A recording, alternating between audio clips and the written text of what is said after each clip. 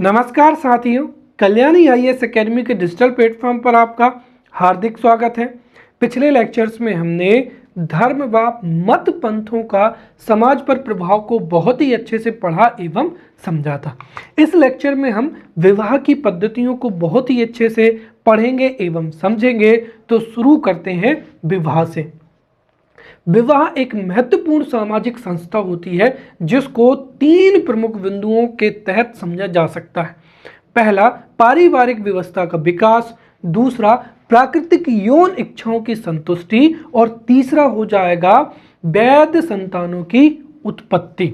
भारतीय समाजशास्त्रियों के अनुसार विवाह संस्था वह संस्था होती है जिसके माध्यम से 2 व्यक्ति आपस में जीवन भर पारिवारिक व्यवस्था के रूप में अपना जीवन यापन करते हैं, राइट। और इससे जो सामाजिक व्यवस्था है वह भी विकसित होती है। तो वहीं जो पाश्चात्य समाजशास्त्री हैं उनके अनुसार व्यक्ति की जो प्राकृतिक यौन इच्छाएं होती हैं उनकी संतुष्टि के लिए जो समाज में स्वीकृत संस्था है वह है विवाह। अर्थात विवाह संस्था के माध्यम से ही व्यक्ति अपनी प्राकृतिक यौन इच्छाओं की संतुष्टि कर सकता है और समाज में इसको वैध माना गया है। इसके साथ ही इन यौन संबंधों की संतुष्टि से जो संतानें उत्पन्न होंगी उनको समाज में वैधानिकता प्रदान की जाती है। इसके साथ ही जो संतानें हैं उनको विवाह संस्था के माध्यम से ही अधिकार, उत्तराधिकार एवं उत्तरदायित्वों की भी क्या होती है, प्राप्ति होती है। तो इस तरीके से देखा जाए तो विवाह एक सामाजिक संस्था होती है जो कि पारिवारिक व्यवस्था के विकास के लिए महत्वपूर्ण है, व्यक्ति की प्राकृतिक यौन इच्छाओं की संतुष्टि के लिए अति अनिवार्य है एवं यौन इच्छाओं की संतुष्टि से जो संतानें उत्पन्न होती हैं उनको वैधानिकता प्रदान करती है। इसके साथ ही उनको अधिकार, उत्तराधिकार एवं उत्तरदायित्वों की भी प्राप्ति होती है। इसके साथ ही जो विवाह संस्था है वह लगभग दुनिया के हर एक समाज में पाई जाती है। यह एक ऐसी संस्था है जो दुनिया के हर एक समाज में देखने को मिलती है। इसके साथ ही चाहे जो समाज है वह आदिम हो, अर्थात अगर प्राचीन समय का समाज हो या हमारा वर्तमान आधुनिक समाज हो, सभी समाजों में विवाह संस्था पाई जाती है।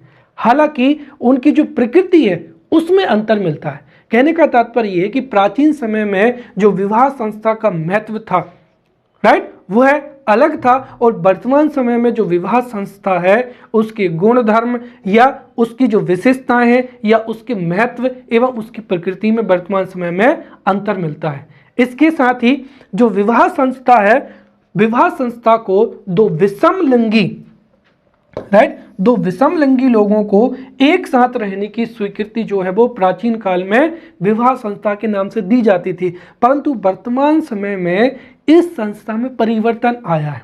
जैसे उदाहरण के तौर पर अब यहाँ पर 2 विषमलिंगी नहीं बल्कि जो कई यूरोपियन कंट्रीज हैं उनमें समलिंगी विवाह को भी स्वीकृति दी गई है, अर्थात समलिंगी विवाह को भी वैधानिकता प्रदान की गई है। तो इस तरीके से देखें तो वर्तमान समय में जो विवाह संस्था है उसकी प्रकृति में परिवर्तन आ गया। भाई प्राचीन काल में विवाह संस्था के माध्यम से ही 2 विषमलिंगी अर्थात पुरुष एवं स्त्री जीवन भर पारिवारिक व्यवस्था के तहत अपना जीवन यापन करते थे, राइट। परंतु वर्तमान समय में अगर किसी भी देश में यह वैध है तो 2 समलिंगी व्यक्ति भी विवाह के माध्यम से एक साथ अपना जीवन यापन कर सकते हैं। और हो सकता है कि भविष्य में हमें विवाह जो संस्था है इसके स्वरूप में या इसकी प्रकृति में भी अंतर देखने को मिले। अब हम विवाह का अर्थ समझेंगे। विवाह का शाब्दिक अर्थ होता है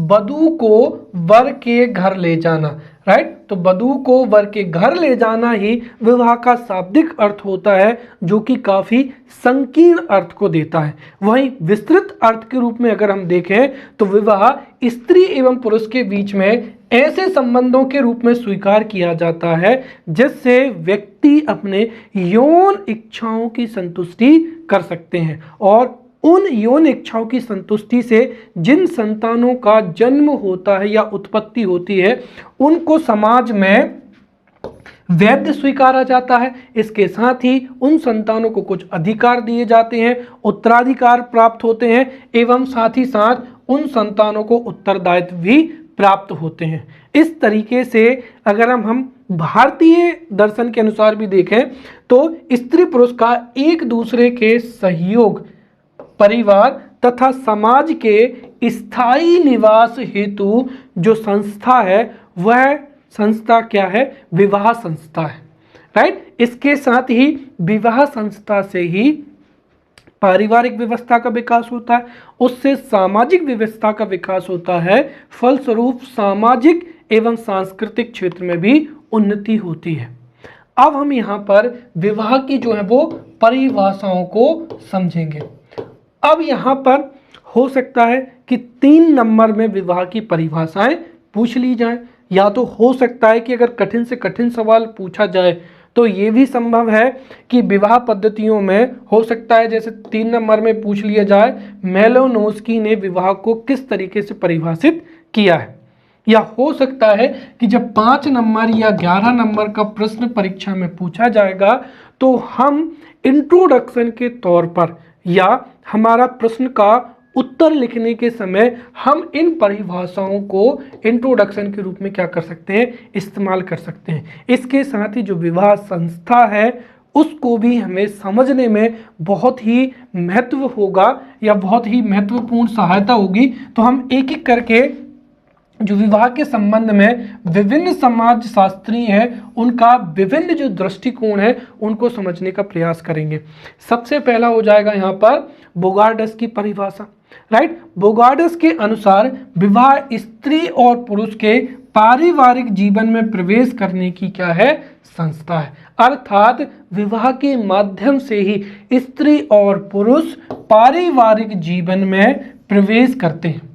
वहीं मेलिनोव्स्की की जो परिभाषा है वह क्या है कि विवाह बच्चों की उत्पत्ति और देखभाल हेतु इकरारनामा है। अर्थात विवाह संस्था के माध्यम से ही जो बच्चे उत्पन्न होते हैं, राइट, उनकी देखभाल और उनके दायित्व के लिए जो इकरारनामा है वही विवाह है।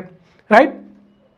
फिर हर्टन एवं हंट के अनुसार विवाह एक स्वीकृत सामाजिक प्रणाली है जिसके अनुसार दो व्यक्ति, राइट, जिसके अनुसार दो व्यक्ति या अधिक मिलकर परिवार की क्या करते हैं? स्थापना करते हैं। वहीं एंडरसन एवं पार्कर के अनुसार विवाह एक या अधिक पुरुषों तथा एक से अधिक स्त्रियों के बीच समाज के द्वारा स्वीकृत स्थायी संबंध है। राइट, जिसमें पितृत्व के संभोग हेतु आकांक्षा भी क्या होती है? निहित होती है। राइट। जैसे वर्तमान समय में अगर हम देखें तो भारत में जो है यौन संबंधों को उतना अच्छा नहीं माना जाता है। अगर वैवाहिक यौन संबंध है तो उनको समाज में स्वीकृत किया जाता है।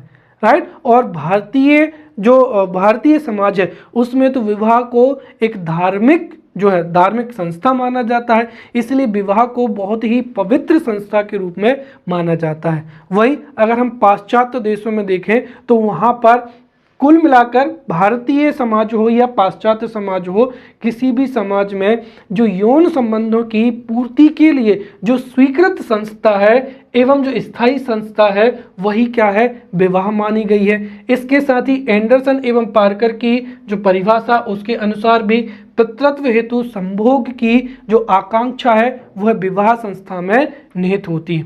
वहीं वेस्टमार्क का जो परिभाषा है, विवाह एक या अधिक पुरुषों का एक या अधिक स्त्रियों के साथ होने वाला वह संबंध होता है जिससे प्रथा या कानून क्या करता है?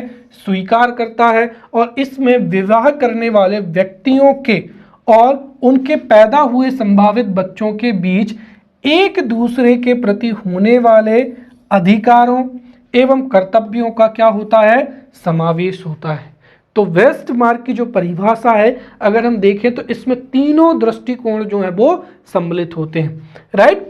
सामाजिक व्यवस्था के लिए विवाह वह संस्था होती है जिसे उस देश या उस समाज की जो प्रथा है या कानून व्यवस्था है वह क्या करती है, स्वीकार करती है। वहीं विवाह संस्था से जो बच्चे उत्पन्न होते हैं, राइट, उनके बीच एक दूसरे के बच्चों के माता पिता के प्रति एवं माता पिता के बच्चों के प्रति जो अधिकार होते हैं एवं कर्तव्य होते हैं उनका भी इस संस्था में क्या होता है, समावेश होता है, राइट। तो इस तरीके से अगर हम देखें तो इन परिभाषाओं से हम कह सकते हैं कि विवाह एक ऐसी संस्था है जो पुरुष और स्त्री को पारिवारिक जीवन स्थापित करने का अवसर प्रदान करती है, राइट। व्यक्ति की यौन इच्छाओं की संतुष्टि के लिए एक महत्वपूर्ण संस्था है और इससे जो संतानें उत्पन्न होती हैं उनको भी समाज में वैधानिकता प्राप्त होती है, राइट। तो ये हमने यहाँ पर विवाह संस्था के बारे में परिभाषाएं और विवाह संस्था के बारे में बहुत अच्छे से समझा। अब हम यहाँ पर विवाह के प्रकारों के बारे में समझेंगे, राइट। दरअसल हमें विवाह की विभिन्न पद्धतियां समझना है। तो विवाह के जो जितने भी प्रकार हैं या विवाह की जो विभिन्न पद्धतियां हैं उनको हम एक एक करके यहाँ पर समझते जाएंगे। तो विवाह के जो प्रकार हैं वो समझेंगे।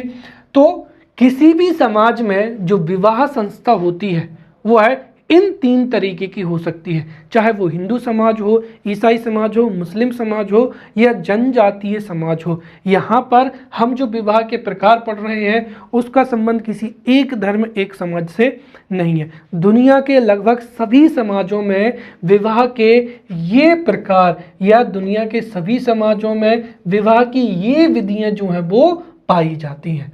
पहली है एकल विवाह क्या हो जाएगा, पद्धति हो जाएगी। दूसरा हो जाएगा बहु विवाह पद्धति और तीसरा क्या हो जाएगा, समूह विवाह पद्धति हो जाएगी, राइट। तो दुनिया के लगभग सभी समाजों में ये 3 पद्धतियां एकल विवाह, बहुविवाह एवं सामूहिक विवाह की जो पद्धतियां हैं ये पाई जाती हैं। अब इसमें से जो बहु विवाह पद्धति है उसके फिर और कई भाग होते हैं। जैसे अगर हम मुख्य रूप से देखें तो एक तो क्या हो जाएगा, बहुपति विवाह हो जाएगा, अर्थात एक स्त्री के एक से अधिक पति होना। बहुपत्नी विवाह हो जाएगा, एक पुरुष की एक से अधिक पत्नियां होना, राइट। एवं क्या हो जाएगा, द्विपत्नी विवाह हो जाएगा, अर्थात एक पुरुष की 2 पत्नियां होना। अब इनका जो है इनसे संबंधित मुख्य परीक्षा में 5 नंबर में, ये 3 नंबर में प्रश्न पूछे जा सकते हैं। तो हम इनको एक एक करके पढ़ते हैं। सबसे पहला हो जाएगा यहाँ पर एकल विवाह। सबसे पहला हो जाएगा यहाँ पर एकल विवाह हो जाएगा। एकल विवाह से सीधा तात्पर्य क्या होता है कि वह विवाह पद्धति जिसमें एक पुरुष की एक जीवित पत्नी होती है या एक स्त्री का एक जीवित पति होता है जिसको समाज में स्वीकार किया जाता है, उस विवाह पद्धति को ही क्या कहा जाता है, एकल विवाह पद्धति कहा जाता है, राइट। हालांकि हमारे देश में स्वतंत्रता से पहले जो बहु विवाह प्रथा थी वो बहुत ही अधिक प्रचलित थी, राइट। और बहु विवाह में भी जो बहुपत्नी प्रथा थी वह तो एक तरीके से हर गांव में या हर एक समाज में पाई जाती थी। लेकिन हमारे देश में एक कानून पारित होता है जिसको हिंदू विवाह एवं हिंदू विच्छेद अधिनियम 1955। इस नियम के लागू होने के पश्चात भारत में अब एकल विवाह पद्धति को ही स्वीकार किया जाता है। तो एकल विवाह पद्धति में कहने का मतलब ये तात्पर्य हुआ कि एक जीवित व्यक्ति का एक पुरुष की एक विवाहित पत्नी एवं एक स्त्री का एक विवाहित पति का अगर जो संबंध होता है तो उसको ही हम एकल विवाह कहते हैं और वर्तमान समय में यही भारत में मान्य है। दूसरा हो जाएगा यहाँ का बहुविवाह। बहुविवाह विवाह संस्था का वह रूप होता है जिसमें एक पुरुष के एक से अधिक पत्नियां होती हैं या फिर एक स्त्री की एक से अधिक क्या होते हैं, पति होते हैं। उसे ही क्या कहा जाता है, बहुविवाह कहा जाता है। और जो बहुविवाह होता है वह 2 प्रकार का हो जाएगा। अगर एक पुरुष की एक से अधिक पत्नियां हैं तो बहुपत्नी विवाह हो जाएगा और एक स्त्री की अगर एक से अधिक पति हैं तो वह बहुपति विवाह हो जाएगा। इसमें सबसे पहले हम समझते हैं बहुपत्नी विवाह हो जाएगा। राइट। बहुपत्नी विवाह, बहुविवाह का वह स्वरूप होता है जिसमें एक पुरुष की एक से अधिक विवाहित क्या होती हैं, पत्नियां होती हैं, जिनको समाज में स्वीकार किया जाता है और कानूनी रूप से भी उनको मान्यता दी जाती है। भारत में स्वतंत्रता से पहले बहुपत्नी जो विवाह था वह जन सामान्य में साधारण था, परंतु 1955 में हिंदू विवाह जो अधिनियम है उसके पारित होने के पश्चात अब जो बहु विवाह है उसको अमान्य घोषित कर दिया गया है। हालांकि आज भी भारत में मुसलमान या जनजातीय समाजों में जो बहुपत्नी विवाह है वह अभी भी क्या है, प्रचलन में है, राइट। तो हिंदुओं में एकल विवाह को मान्यता दी गई है, परंतु मुसलमान तथा कुछ जनजातीय समाजों में आज भी जो है बहुपत्नी विवाह जो है प्रचलित है, राइट। अब जो बहुपत्नी विवाह होता है इसके भी दो प्रकार होते हैं। पहला क्या हो जाएगा, भगनी बहुपति विवाह हो जाएगा, और दूसरा क्या हो जाएगा, अभगनी बहुपत्नी विवाह हो जाएगा, राइट। अब यहाँ पर भगनी का जो अगर हम पर्यायवाची शब्द देखें तो वो क्या होता है, बहन होता है, राइट। तो कहने का तात्पर्य क्या हुआ कि जब एक पुरुष का विवाह एक से अधिक स्त्रियों से होता है और वो सभी स्त्रियां अगर आपस में क्या है, बहनें हैं, तो उसे ही हम क्या कहते हैं, भगनी बहुपत्नी विवाह के नाम से जाना जाता है, राइट। दरअसल कई जनजातियों में जो वधू मूल्य चुकाने की जो प्रथा होती है उसके परिणाम स्वरूप भी जो भगनी बहुपत्नी विवाह है ये प्रचलन में होता है। दूसरा क्या हो जाएगा, अभगनी बहुपत्नी क्या हो जाएगा, विवाह हो जाएगा। जो अभगनी बहुपत्नी विवाह होता है उसमें पुरुष की जितनी भी या एक पुरुष की एक से अधिक जो पत्नियां होती हैं वो आपस में बहनें नहीं होती हैं, अर्थात पत्नी के अतिरिक्त अन्य स्त्रियां जो कि आपस में बहनें ना हो उसको अभगनी बहुपत्नी विवाह कहा जाता है।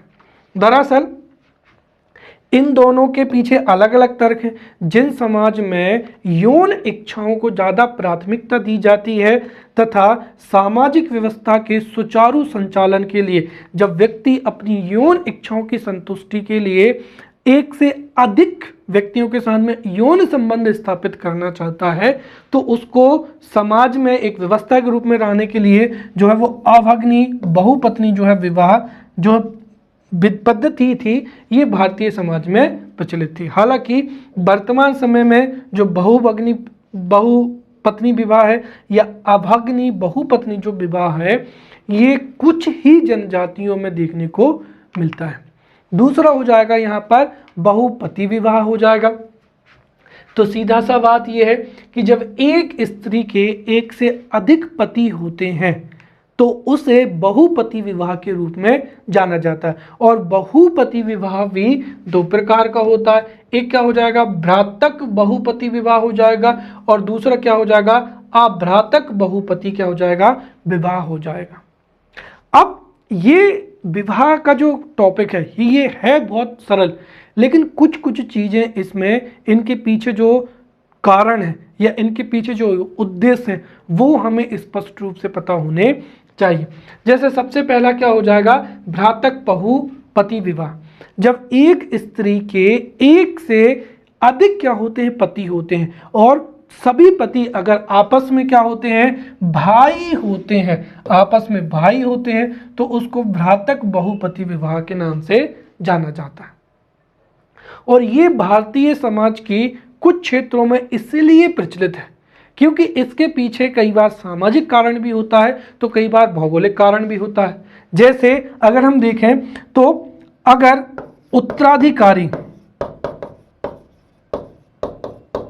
देखिए विवाह के पश्चात में जितनी भी संतानें होंगी वो क्या होंगी, जो पैतृक संपत्ति है उसके उत्तराधिकारी होंगे, और इस वजह से अगर अधिक उत्तराधिकारी होंगे तो जो पैतृक संपत्ति है वो क्या हो जाएगी, आपस में बट जाएगी। इसलिए कुछ जनजातियों में जो पैतृक संपत्ति है वो कई भागों में बटे ना, राइट, या कई क्षेत्रों में प्राकृतिक रूप से जो है जब क्या होता है कि वहाँ पर प्राकृतिक रूप से या अन्य कारणों से जब जो लिंग अनुपात होता है वो बहुत ही क्या हो जाता है, विकृत हो जाता है, तो उस स्थिति में जो है भ्रातक बहुपति जो विवाह है ये प्रचलन में आता है। तो इसका जो मुख्य कारण है वो कारण क्या है कि पैतृक संपत्ति में जो है विभाजन ना होना। तो पैतृक संपत्ति के अधिक विभाजित ना हो, इसीलिए जो 3-4 भाई होते हैं वो किसी एक ही स्त्री से विवाह करते हैं और उनसे जो संतानें होती हैं, राइट, वो एक तरीके से उस पैतृक संपत्ति को एक्वायर करती हैं, जिससे उनका जो उद्देश्य है वो सफल हो जाता है। और भारत की अगर हम बात करें तो खस और टोडा जनजाति में जो है भ्रातृक बहुपति विवाह जो है वो प्रचलन में है। वहीं दूसरा हो जाएगा अभ्रातक अभ्रातक क्या हो जाएगा, बहुपति विवाह हो जाएगा। जो अभ्रातक बहुपति विवाह होता है इसमें एक स्त्री के एक से अधिक क्या होते हैं, पति होते हैं, जो कि परस्पर क्या है, भाई नहीं होते हैं, राइट। और ऐसा जो विवाह है ये नायर लोगों में क्या होता है, देखा जाता है। अब तीसरा हो जाएगा यहाँ पर समूह विवाह, राइट। कहने का मतलब ये है कि इस विवाह में किसी एक व्यक्ति का किसी दूसरे व्यक्ति से विवाह नहीं होता है, बल्कि एक समूह का दूसरे समूह से विवाह होता है। अर्थात जब पुरुषों के एक समूह का स्त्रियों के एक समूह से विवाह होता है, अर्थात जो पुरुष समूह है, राइट, उसके जितने भी पुरुष हैं उनका विवाह जब स्त्री समूह से होगा तो जो पुरुष समाज के जितने भी सदस्य हैं उनकी पत्नियां समूह की क्या होंगी, सभी सदस्य होंगी, राइट। और वैसे ही जो स्त्री समूह की कोई भी एक महिला है उसके पति पुरुष समूह के जितने भी सदस्य हैं वो सभी क्या होंगे, उसके पति होंगे। तो इस प्रकार की जो व्यवस्था है या विवाह पद्धति है उसको समूह विवाह कहते हैं। दरअसल जो समूह विवाह है वो दुनिया के किसी भी क्षेत्र में वर्तमान समय में प्रचलन में नहीं है और ना ही इसको मुख्य रूप से किसी दुनिया के किसी क्षेत्रों में देखा गया है। हालांकि अगर हम देखें तो ऑस्ट्रेलिया और जो तिब्बत है, राइट, ऑस्ट्रेलिया एवं तिब्बत की कुछ एक जनजातियों में समूह विवाह का जो है वो प्रचलन पाया जाता है और ये भी केवल और केवल यौन संबंधों की शिथिलता के कारण होता है। जब सामाजिक व्यवस्था में यौन संबंध शिथिल हो जाते हैं कि कोई भी व्यक्ति किसी भी पुरुष या स्त्री से यौन संबंध स्थापित कर सकता है, तब हम वहां पर कह सकते हैं कि वह क्या है, समूह विवाह होता है, राइट। तो इस तरीके से ये हमने जो है यहाँ पर विवाह की, राइट, दुनिया के किसी भी समाज में विवाह की ये 3 पद्धतियां जो हैं वो पाई जाती हैं, एकल विवाह, बहुविवाह और क्या हो जाएगा, समूह विवाह हो जाएगा। अब हम यहाँ पर विभिन्न विवाह पद्धतियों को समझेंगे और अगर मैं आपको बताना चाहूँ तो सीधा सीधा देखिए, हमारे जो सामाजिक व्यवस्था है उसमें धर्म का एक महत्वपूर्ण योगदान होता है, क्योंकि धर्म से ही जो धार्मिक कर्मकांड होते हैं या धार्मिक जो परंपराएं होती हैं उसी से ही एक धार्मिक समुदाय का, धार्मिक समूह का या एक समाज का क्या होता है, निर्माण होता है। और उसी समाज की जो विवाह पद्धति है वह भी सीधी सी बात है उसी धर्म के अनुसार होगी या उसी समाज के अनुरूप होगी। इसलिए विवाह की जो विभिन्न पद्धतियां हैं उनको हम यहाँ पर समझेंगे। तो विभिन्न समाजों के आधार पर या समाज में जो विभिन्न धर्म हैं उनके आधार पर विवाह की कई पद्धतियां होती हैं, उनको हम अब एक एक करके समझेंगे। तो विभिन्न विवाह पद्धतियां या धर्म के आधार पर जो विवाह पद्धतियां हैं उसमें पहला हो जाएगा हिंदू विवाह पद्धति, दूसरा क्या हो जाएगा मुस्लिम विवाह पद्धति और तीसरा क्या हो जाएगा ईसाई विवाह पद्धति। इसके साथ ही भारत के जो जनजातीय क्षेत्र हैं उनमें जनजातियों में भी विवाह की कई पद्धतियां पाई जाती हैं। इस तरीके से हम इस टॉपिक से कोई भी प्रश्न जो है वो हमसे छूटे ना, इसलिए हम इस टॉपिक को 3 भागों में डिवाइड करके पढ़ेंगे।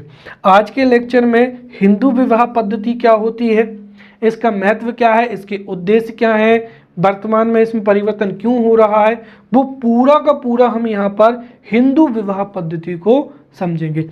अगले लेक्चर में हम मुस्लिम विवाह पद्धति और ईसाई विवाह पद्धति पर मुख्य रूप से फोकस करेंगे, और जो तीसरा लेक्चर होगा उसमें जनजातीय विवाहों को मुख्य रूप से पढ़ेंगे, समझेंगे। तो पहला हो जाएगा यहाँ पर हिंदू विवाह पद्धति।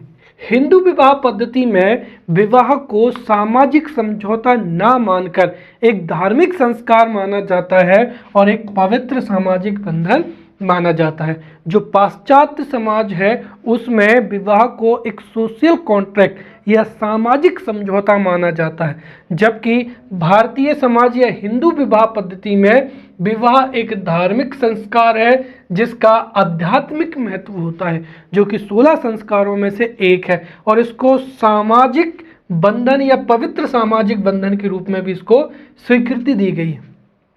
इसके साथ ही अगर हम इसकी विशेषताओं के रूप में देखें तो हिंदुओं में विवाह का जो उद्देश्य है वो शारीरिक सुख या फिर यौन इच्छाओं की संतुष्टि नहीं है। इसके साथ ही बच्चों को जन्म देना भी हिंदू विवाह पद्धति में विवाह का उद्देश्य नहीं माना गया है, बल्कि हिंदू विवाह पद्धति में विवाह को गृहस्थ आश्रम का क्या माना गया है, प्रवेश द्वार माना गया है। कुल मिलाकर हिंदू विवाह पद्धति में विवाह सामाजिक समझौता नहीं है, यौन इच्छाओं की संतुष्टि का साधन नहीं है, इसके साथ ही बच्चों को जन्म देने वाली संस्था भी विवाह नहीं है, बल्कि जो हिंदू धर्म में या हिंदू समाज में जो 4 आश्रम हैं, राइट, उसमें से गृहस्थ आश्रम का जो प्रवेश द्वार है, या हम ये कहें कि विवाह संस्कार के पश्चात ही व्यक्ति गृहस्थ आश्रम में प्रवेश करता है, इसके साथ ही गृहस्थ आश्रम में प्रवेश के पश्चात ही व्यक्ति को जो है वो मोक्ष की प्राप्ति हो सकती है। अर्थात भारतीय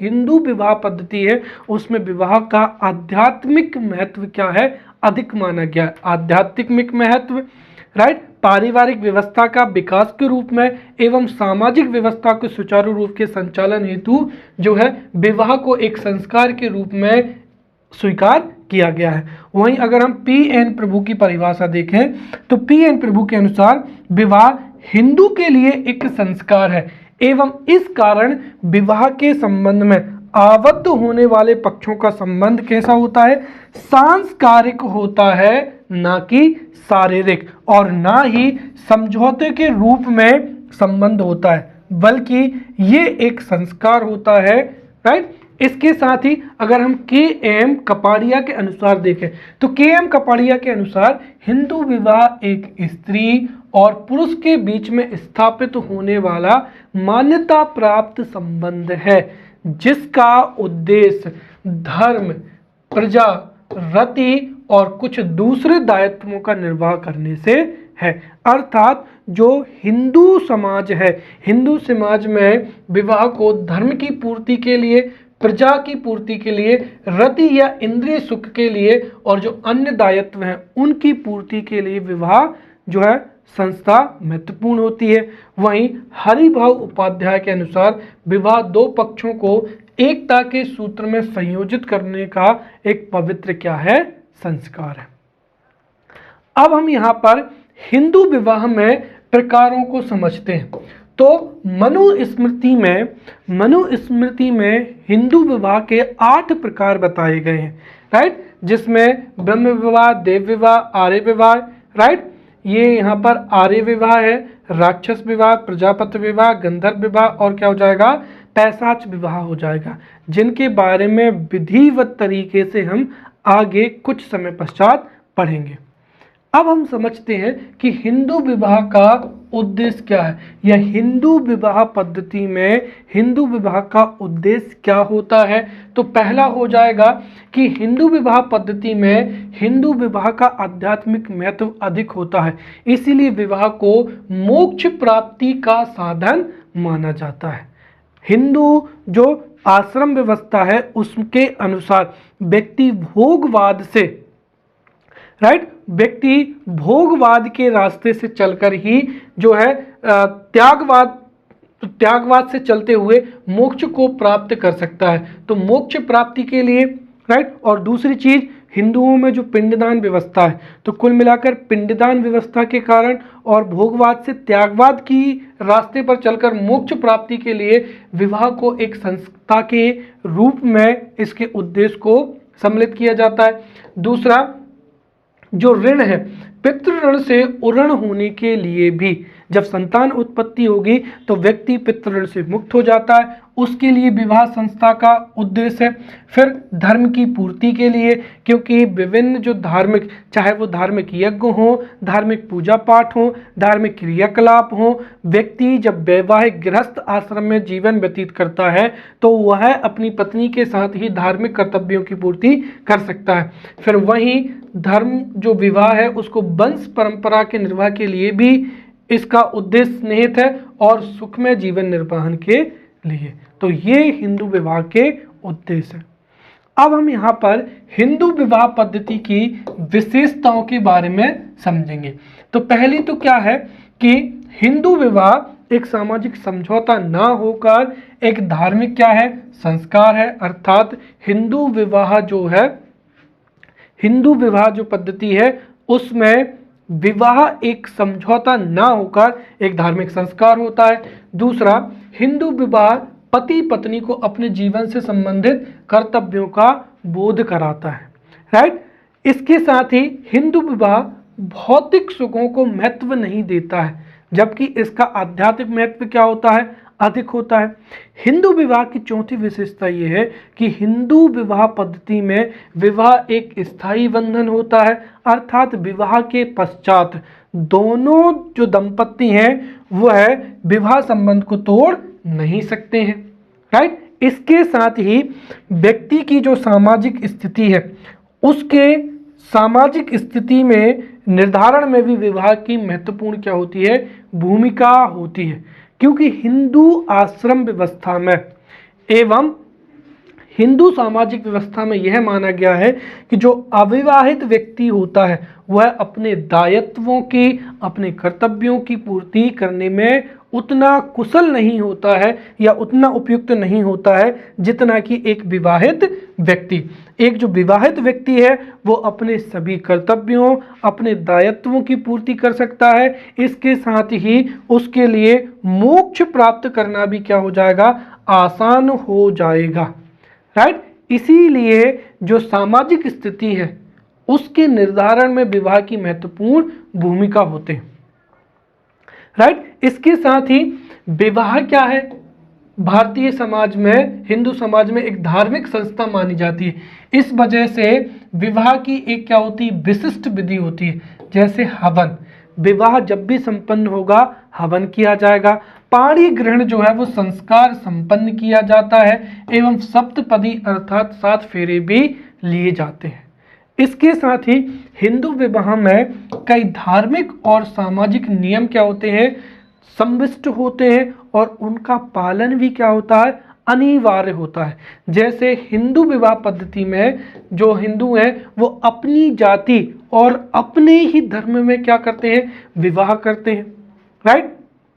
इसके साथ ही भारतीय जो हिंदू समाज है उसमें विवाह संबंध को स्थायी बनाए रखा जाता है, अर्थात विवाह को तोड़ने की अनुमति हिंदू विवाह पद्धति में नहीं है। इसके साथ ही हिंदू विवाह पद्धति में गोत्र से बाहर विवाह किया जाता है, अर्थात व्यक्ति अपने गोत्र में विवाह नहीं कर सकता है, क्योंकि एक विवाह के स्त्री पुरुष को ही बहन भाई माना जाता है। इसीलिए जो अपने गोत्र में विवाह को वर्जित माना गया और गोत्र से बाहर विवाह किया जाता है। इसके साथ ही हिंदू विवाह में कई धार्मिक आदेश और कई जो है निषेधों का पालन भी किया जाता है। तो ये हिंदू विवाह की क्या थी, विशेषताएं थी।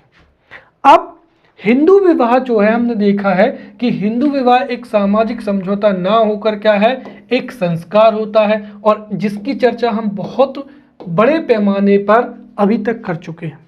तो अब हम समझेंगे कि आखिरकार हिंदू विवाह को एक संस्कार के रूप में क्यों स्वीकार किया जाता है, और ये जो कुछ बिंदु हैं जिनके माध्यम से हम समझ सकते हैं कि भारतीय जो हिंदू विवाह पद्धति है उसमें विवाह को एक सामाजिक समझौता ना मानकर एक संस्कार या उसका आध्यात्मिक महत्व को अधिक स्वीकार किया गया है, जिसमें पहला क्या हो जाएगा, विवाह एवं मोक्ष का सहसंबंध होना। अर्थात हिंदुओं में यह मान्यता है कि पिता की मृत्यु के पश्चात जब तक उसका पिंडदान उसकी संतान या उसके बेटे के द्वारा नहीं किया जाएगा, तब तक उसको मोक्ष या मुक्ति नहीं मिल जाएगी।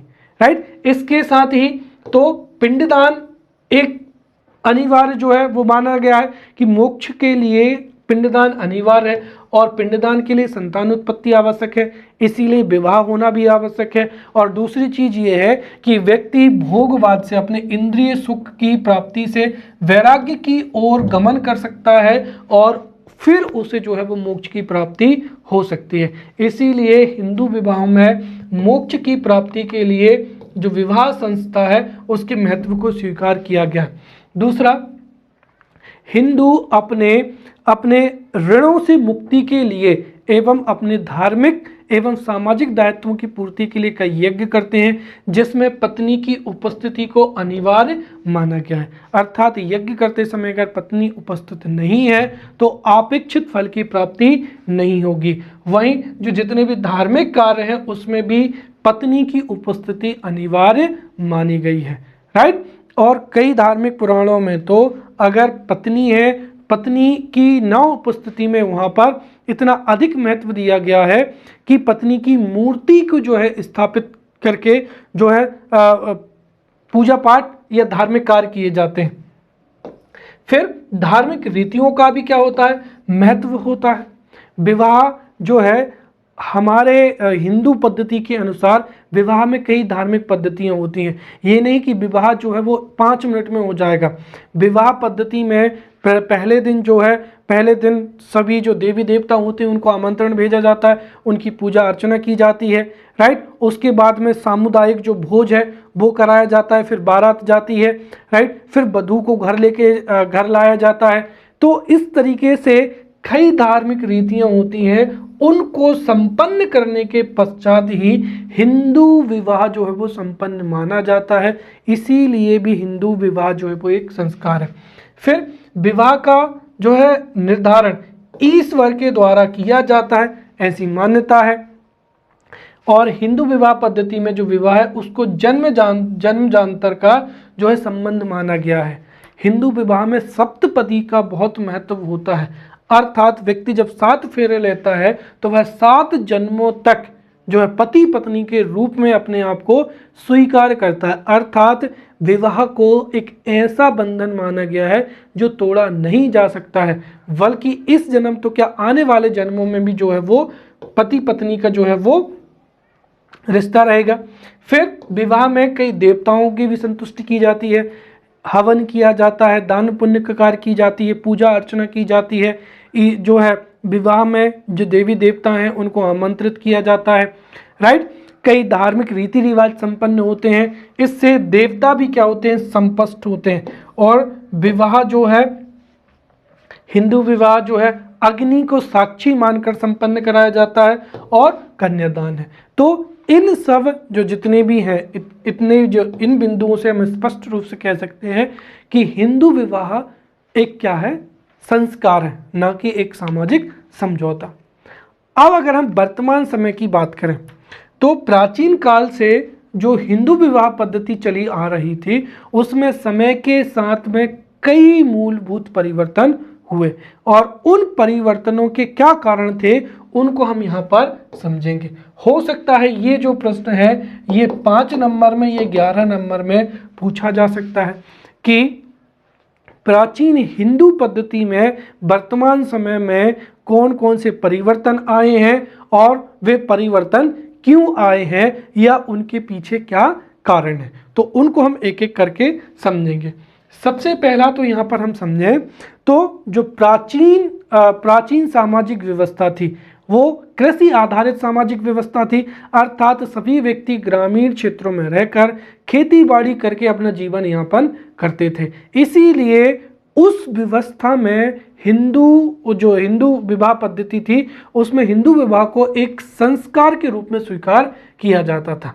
परंतु स्वतंत्रता के पश्चात में उद्योगों की स्थापना हुई, जिससे ग्रामीण क्षेत्रों से लोगों का पलायन शहरों की ओर हुआ और जो शहरी जीवन पद्धति है उसमें उन प्राचीन विवाह पद्धतियां हैं उनको स्वीकार करना और उनका पालन करना उतना उपयुक्त नहीं बचा हुआ है। अर्थात औद्योगिकीकरण से भी जो विवाह पद्धतियां हैं, विवाह के जो रीति रिवाज हैं, उनमें कुछ कमी आई है और मूलभूत परिवर्तन भी आए हैं। राइट, ये इसका क्या हो जाएगा, पहला कारण हो जाएगा।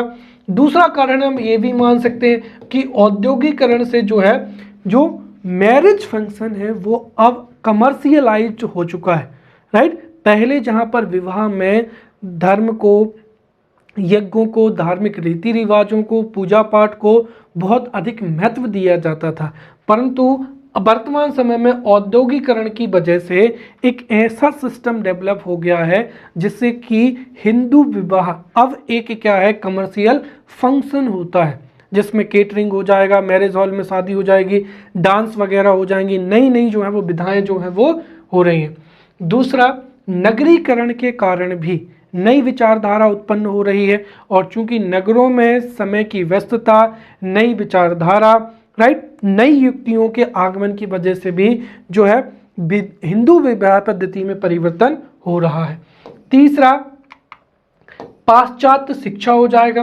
राइट, प्राचीन समय में गुरुकुलों में आध्यात्मिक शिक्षा दी जाती थी और उस शिक्षा में विवाह को एक संस्कार के रूप में प्रस्तुत किया जाता था, लेकिन पाश्चात्य शिक्षा के रूप में वर्तमान समय में जो विवाह है उसको एक सामाजिक संबंध के रूप में तथा जो आधुनिक विचारधारा है उसकी वजह से या इसके प्रभाव की वजह से जो विवाह की जो एक तरीके से एक हम कह सकते हैं कि विवाह के जो विभिन्न रीति रिवाज हैं उनमें भी दिनों दिन क्या हो रहे हैं, परिवर्तन आ रहे हैं। राइट, संस्कृति एवं विचारधारा, पाश्चात्य संस्कृति के प्रभाव से भारतीय संस्कृति में परिवर्तन हो रहा है, फलस्वरूप विचारधारा में भी परिवर्तन हो रहा है और संस्कृति विचारधारा में परिवर्तन आएगा तो जो सामाजिक संस्थाएं हैं, सामाजिक रीति रिवाज है, उनमें परिवर्तन होना स्वाभाविक सी बात है। वहीं कानूनों का क्या हो जाएगा, प्रभाव हो जाएगा। भारत में सती प्रथा का उन्मूलन हो जाएगा, बाल विवाह का निषेध हो जाएगा। राइट, हिंदू विवाह से एक जीवित व्यक्ति की एक जीवित पत्नी हो सकती है। इन कानूनों की वजह से भी जो प्राचीन पद्धति है उसमें कई परिवर्तन आया है। वर्तमान समय में उत्तराधिकारियों की अधिकता की वजह से या जनसंख्या वृद्धि की वजह से प्राकृतिक संसाधनों और जो पैतृक संपत्ति है उस पर अधिक प्रभाव पड़ रहा है, जिसकी वजह से पारिवारिक जो झगड़े हैं वह भी बढ़ रहे हैं। इस वजह से भी जो है वो विवाह पद्धति में परिवर्तन आ रहा है। फिर पारिवारिक कार्यों की क्या हो जाएगी, कमी हो जाएगी। फिर यातायात एवं संचार के साधन और यातायात एवं संचार के साधनों के माध्यम से विचारधारा, नई विचारधारा बहुत तेजी से दूसरे समाजों में पहुंचती है और विचारधारा परिवर्तित होगी तो जो सोशल लाइफ है वह भी चेंज हो जाएगी। फिर महिला आंदोलन, महिलाओं जो हमारा हिंदू विवाह पद्धति में मोक्ष की प्राप्ति के लिए बेटा ही पिंडदान करेगा, या फिर कई ऐसे रीति रिवाज हैं जिनमें बेटे को प्राथमिकता दी गई थी। कुल मिलाकर ये महिलाओं के साथ में भेदभावपूर्ण था और कई महिला आंदोलन भी हुए हैं। इस वजह से भी जो आधुनिक विचारधारा है उसमें पुरुषों के समतुल्य महिलाओं को माना गया है। इस वजह से भी जो कई रीति रिवाज हैं उनको वर्तमान समय में परफॉर्म नहीं किया जाता है। और क्या हो जाएगा, सामाजिक सुरक्षा हो जाएगा। तो ये यहाँ पर हिंदू विवाह की जो है प्रकृति है और हिंदू विवाह की जो धारणा है या हिंदू विवाह की जो परंपरा है, हिंदू विवाह की जो पद्धति है, उनमें इन बिंदुओं के कारण क्या है, परिवर्तन आया है। अब हम यहाँ पर हिंदू विवाह के स्वरूप को पढ़ेंगे। कुल मिलाकर अभी तक हम हिंदू विवाह पद्धति को पढ़ रहे थे और हिंदू विवाह पद्धति में जो विवाह है उसमें जो जीवन साथी को चयन जिस माध्यम से किया जाता है उस साथी के चुनाव के ढंग के आधार पर हम हिंदू विवाह पद्धति के स्वरूप को यहाँ पर समझ सकते हैं। तो हिंदू विवाह के स्वरूप से तात्पर्य है कि मुख्यतः विवाह में जो जीवन साथी है उसको किस ढंग से या किस विधि से चुना जा रहा है, उसके आधार पर हम हिंदू विवाह के जो विभिन्न स्वरूप हैं उनको समझ सकते हैं। मनुस्मृति के अनुसार हिंदू विवाह पद्धति में 8 प्रकार के जो है विवाहों को स्वीकृत किया गया। तो यहाँ पर मनुस्मृति में 3:21 जो श्लोक है उसमें ये स्पष्ट रूप से दर्शाया गया है कि हिंदू विवाह पद्धति में विवाह के 8 स्वरूपों को स्वीकार किया गया है और इन 8 विवाहों को हम 2 भागों में बांट सकते हैं। एक हो जाएगा प्रशस्त विवाह हो जाएगा और दूसरा हो जाएगा अप्रशस्त विवाह हो जाएगा। प्रशस्त विवाह से तात्पर्य उन विवाह के स्वरूप से है जिनको समाज में स्वीकार किया जाता है, अच्छा माना जाता है, राइट। तो जिनको अच्छा माना जाता है उनको प्रशस्त विवाह कहते हैं और जो टोटल 8 हैं उनमें जो शुरू के 4 विवाह हैं वह प्रशस्त विवाह है। और अप्रशस्त विवाह से तात्पर्य उन विवाहों से है जिनको हिंदू समाज में अच्छा नहीं माना जाता या कई बार तो उनको स्वीकृति भी नहीं दी जाती, उनको क्या कहा जाता है, अप्रशस्त विवाह कहा जाता है। और जो जितने भी हम 8 विवाह पढ़ेंगे उसमें शुरू के जो 4 विवाह हैं, राइट, ब्रह्म विवाह हो जाएगा, देव विवाह हो जाएगा, आर्य विवाह हो जाएगा और अन्य विवाह जो है ये प्रशस्त विवाह हो जाएंगे और उसके बाद में अंतिम जो 4 हैं वो अप्रशस्त विवाह हो गए और इनको हम अब एक एक करके पढ़ेंगे यहाँ पर। तो सबसे पहला हो जाएगा ब्रह्म विवाह हो जाएगा।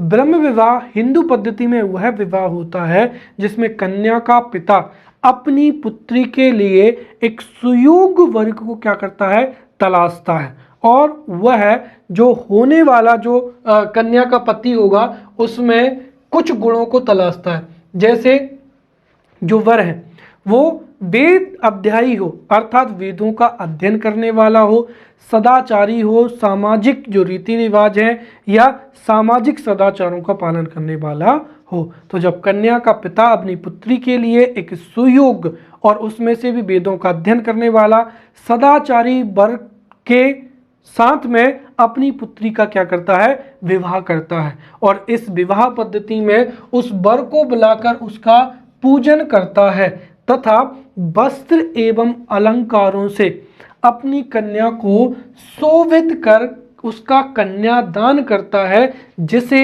ब्रह्म विवाह कहा जाता है और मनुस्मृति में 3:27 पर इसका वर्णन है, राइट।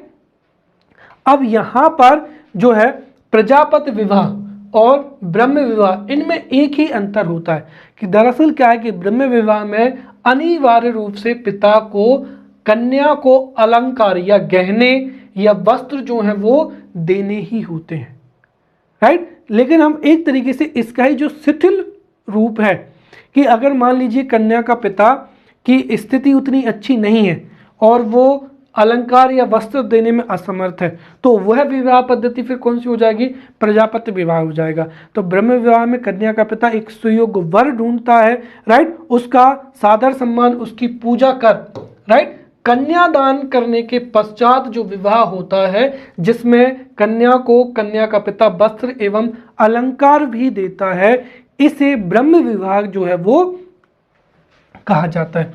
दूसरा हो जाएगा यहाँ पर देव विवाह हो जाएगा, राइट।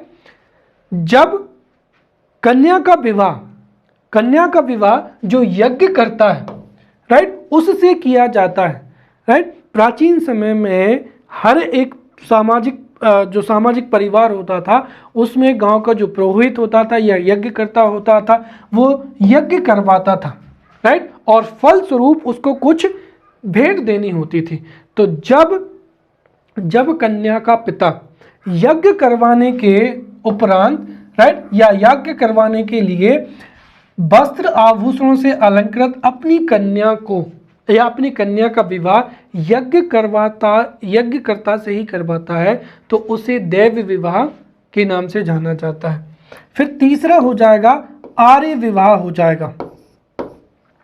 राइट, आर्य विवाह का एक अर्थ होता है ऋषि विवाह भी होता है, अर्थात जब कोई कन्या का पिता अपनी कन्या का जो विवाह है वो किसी ऋषि के साथ में करता है। राइट, अर्थात जब कन्या का पिता किसी ऋषि को एक गाय या बैल या फिर एक या दो जोड़े गाय बैल लेकर जो है वो अपनी कन्या का विवाह ऋषि के साथ में करता है तो उसको ही आर्य विवाह माना जाता है। अब यहाँ पर ये आप इसको वधु मूल्य से कंपेयर ना करें, क्योंकि जो जनजाति विवाह है उसमें भी जो वर पक्ष होता है उसको वधु मूल्य के रूप में कन्या को पिता को कुछ न कुछ मूल्य अवश्य देना होता था। लेकिन इसमें क्या होता है कि इसमें ऋषि जब एक गाय या एक बैल या एक या दो जोड़ी गाय या बैल जब किसी भी कन्या के पिता को देता है तो कन्या का पिता ये मान लेता है कि ऋषि की इच्छा है कि वह उस परिवार से वैवाहिक संबंध स्थापित करे। तो एक तरीके से यहाँ पर एक गाय एक बैल और जो गाय बैल के जोड़ है वो ऋषि के द्वारा कन्या के पिता को देना, ये एक तरीके से संकेत माना जाता है। राइट, यहाँ पर लाभ की भावना नहीं होती है बल्कि ये एक क्या होता है, संकेत होता है। और ऋषि अपनी इच्छा को कन्या के पिता को गाय या बैल देकर अपनी इच्छा को सूचित करता है या अपनी इच्छा को संकेत देता है। फिर उस कन्या का पिता ऋषि को आमंत्रित करता है और उस ऋषि से अपनी कन्या का विवाह कराता है, तो इसे आर्य विवाह के नाम से जाना जाता है। फिर अगला हो जाएगा प्रजापत्य विवाह हो जाएगा।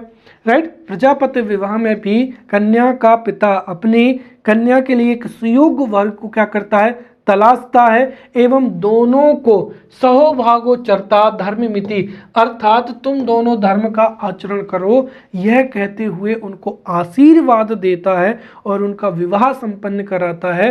तो उसको प्रजापति या प्रजापत्य विवाह भी कहा जाता है। आर्य विवाह से संबंध केवल इतना होता है, जो ब्रह्म विवाह होता है और आर्य विवाह में अंतर केवल इतना होता है कि इसमें कन्या को वस्त्र एवं अलंकार देना आवश्यक नहीं होता है। अर्थात यथा स्थिति अगर कन्या के पिता के पास में वस्त्र एवं अलंकार नहीं होते हैं तो वह अपनी कन्या को एवं उसके पति को अलंकार एवं वस्त्र नहीं देता है। ये जो अंतर है ये ब्रह्म विवाह से प्रजापति विवाह का अंतर जो है वो स्पष्ट होता है। तो यहाँ पर ये जो चार विवाह हो जाएंगे, प्रजापति विवाह हो जाएगा, आर्य विवाह हो जाएगा, देव विवाह हो जाएगा और ब्रह्म विवाह हो जाएगा। ये चारों जो विवाह हैं इनको प्रशस्त विवाह कहा जाता है, अर्थात समाज में इनको अच्छा माना जाता है। वहीं अगले जो चार हैं अब हम उनको पढ़ेंगे।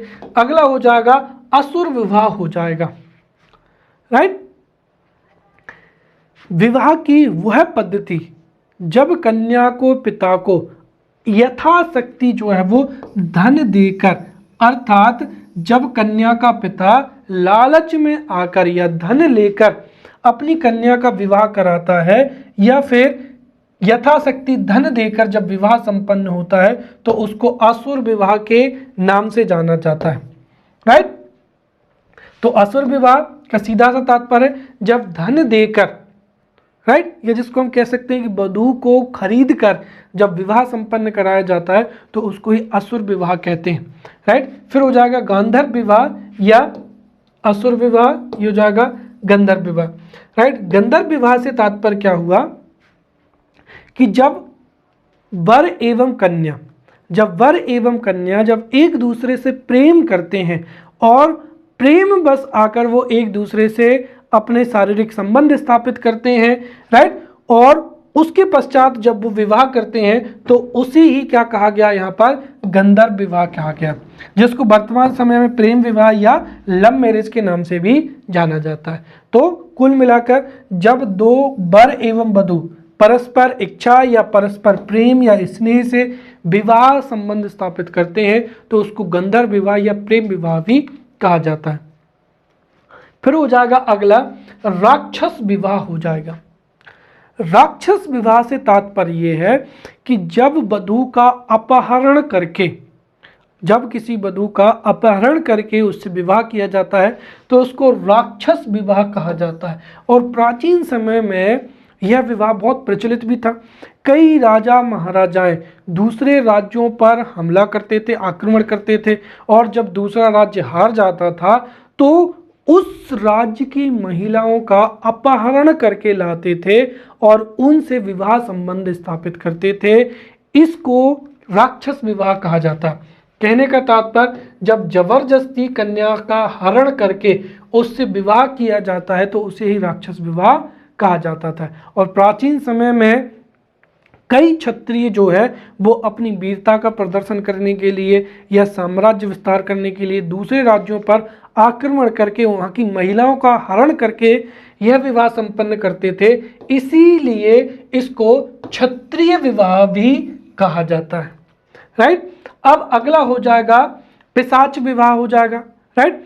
पिशाच विवाह का तात्पर्य ये है कि यदि कोई महिला, राइट, यदि सोई हुई, राइट, उन्मत्त या नशे में, तो यदि कोई कन्या सोई हुई है या उन्मत्त है या राह में वह अकेली जा रही है, तो इन तीन स्थितियों में, सोई हुई है, उन्मत्त है या राह में अकेली जा रही है, उस कन्या से जबरदस्ती करके संभोग या शारीरिक संबंध स्थापित करके उससे जबरदस्ती जो विवाह करना है उसे ही क्या कहा जाता है? पिशाच विवाह कहा जाता है। और मनु के अनुसार ये इस विवाह को अत्यंत ही क्या माना गया है? निकृष्ट माना गया है। राइट। तो एक तरीके से देखें तो जो पिशाच विवाह है, राक्षस विवाह है, गंधर्व विवाह एवं असुर विवाह, इनको ही अप्रशस्त विवाह के रूप में जाना जाता है। राइट। अब हम हिंदू विवाह की प्रकृति, धारणा में या परंपरा में जो वर्तमान में परिवर्तन आ चुका है उसको समझेंगे। कुछ देर पहले हमने ये समझा था कि हिंदू विवाह पद्धति में, हिंदू विवाह की धारणा में या प्रकृति में परिवर्तन हो रहा है और उस परिवर्तन के कारणों को हम बहुत अच्छे तरीके से यहाँ पर पढ़ चुके हैं।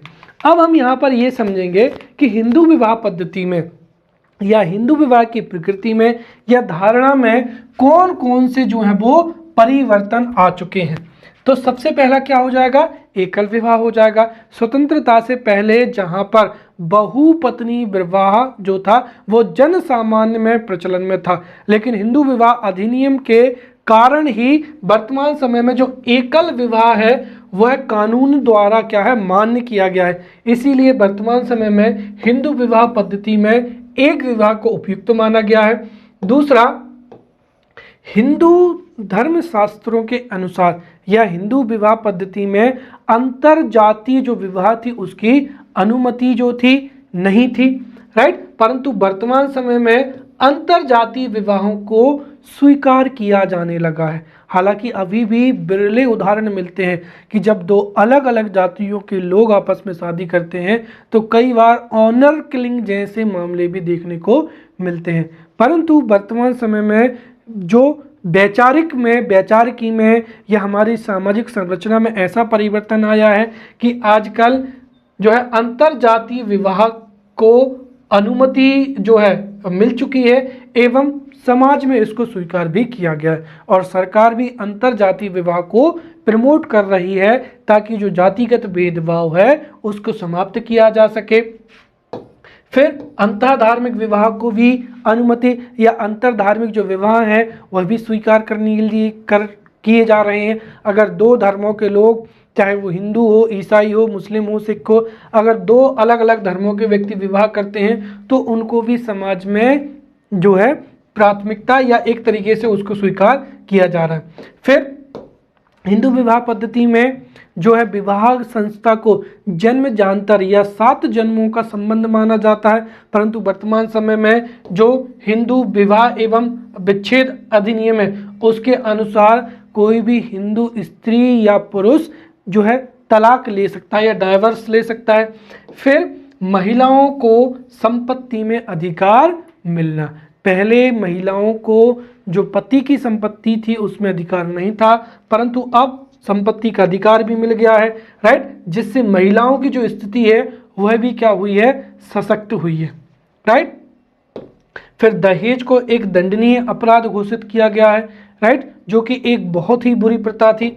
फिर कई जो है संस्थाएं हैं वह सामूहिक विवाह को भी संपादित कर रही हैं।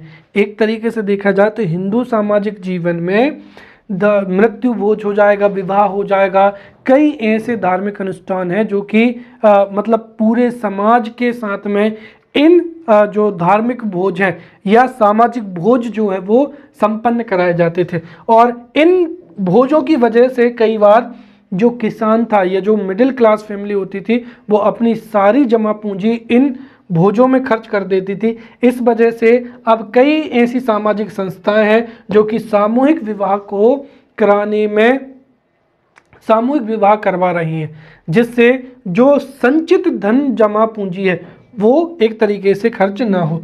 फिर बाल विवाह पर रोक लग चुकी है।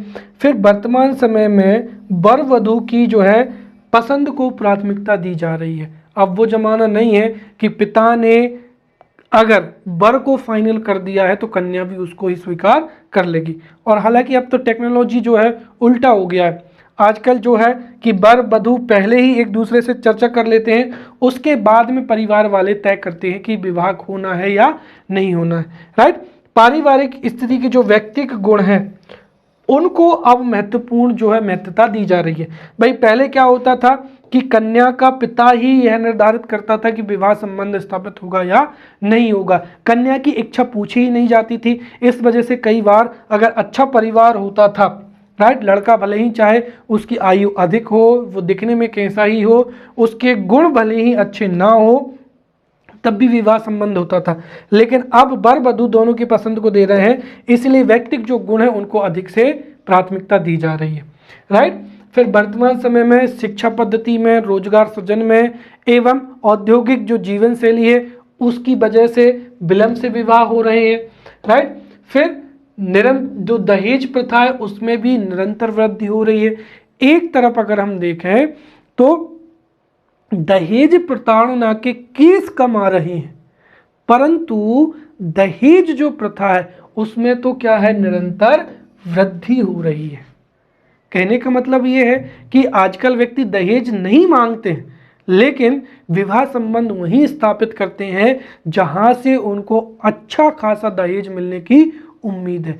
सीधी सी बात है कि दहेज से पहले जहां पर प्रताड़ित स्त्रियों को या महिलाओं को प्रताड़ित किया जाता था तो दहेज के केस कम आ रहे हैं, लेकिन दहेज प्रथा बढ़ रही है। विवाह संबंध वहीं पर स्थापित होते हैं जहां पर अच्छा खासा दहेज मिलने की उम्मीद होती है।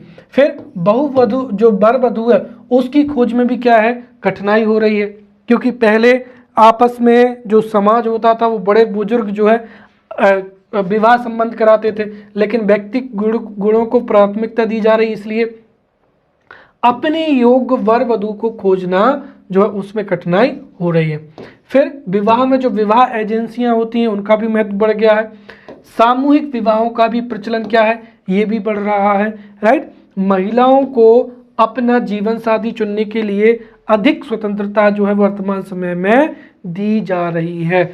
और बच्चों की जो है सीमित संख्या, जनसंख्या नियंत्रण के लिए एवं अन्य जो स्थिति है उसको देखते हुए भी बच्चों की सीमित संख्या वर्तमान वैवाहिक जो पद्धति है उसका एक परिवर्तन है, राइट। तो ये हमने यहाँ पर हिंदू विवाह की जो पद्धति है, प्रकृति है, धारणा है, परंपरा है, उसमें ये परिवर्तन जो है वो आ चुके हैं। तो इस तरीके से हिंदू विवाह पद्धति में या हिंदू समाज में जो विवाह पद्धतियाँ हैं उनके बारे में हमने भली भांति सब चीज़ें बहुत अच्छे से पढ़ ली हैं। अब अगले लेक्चर में इस टॉपिक को कंटिन्यू करेंगे, तब तक के लिए धन्यवाद।